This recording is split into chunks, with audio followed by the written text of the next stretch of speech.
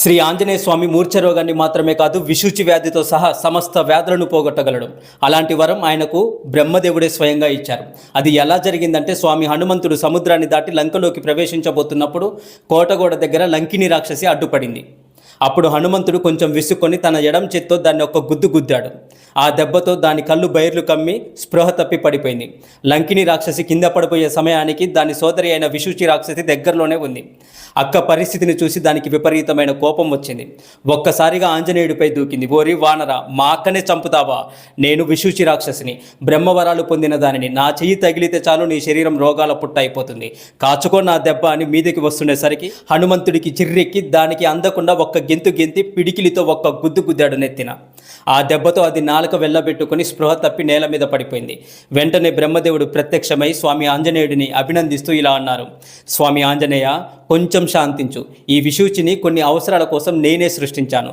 రాబోయే కలియుగంలో దీనితో చాలా పనుంది. కల్పాంత సమయంలో ఇంకా ఎక్కువ పనుంది.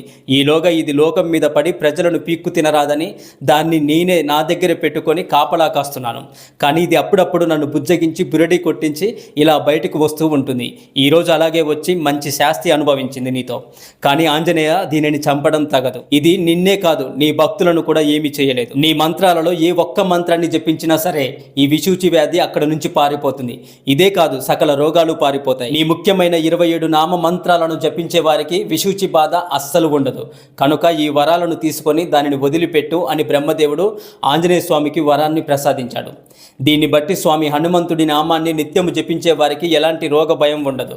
కాబట్టి విపత్కర పరిస్థితుల్లో అందరూ హనుమంతుడిని ప్రార్థించండి.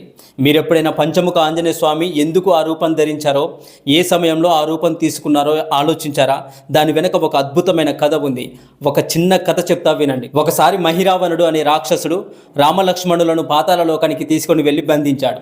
వారిని రక్షించడానికి హనుమంతుడు అక్కడికి వెళ్ళగా ఒక విచిత్రమైన పరిస్థితి ఎదురైంది.